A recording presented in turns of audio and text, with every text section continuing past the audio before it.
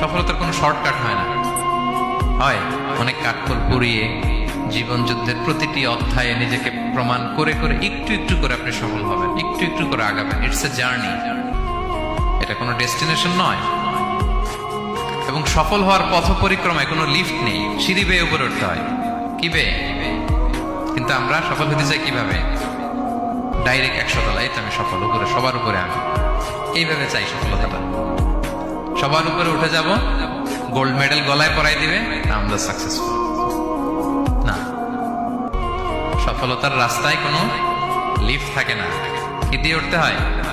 সিঁড়ি বেয়ে ঘাম জড়িয়ে উঠতে হয়। দেখেন, শুধু আলোর মুখ দেখার জন্য মায়ের পেটে আমাদের কত সময় লাগছে বলেন তো?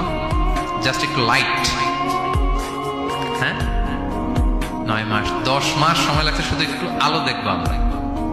একটু আলোর মুখ দেখার জন্য আমার লাগছে 9 মাস। আর এখানে আমরা শর্টকাট খুঁজি, খালি কি খুঁজি? সফলতার কোনো শর্টকাট নেই। অল্প এফোর্টে যারা সফল হতে চায় এরা কোনোদিন সফল হয় না।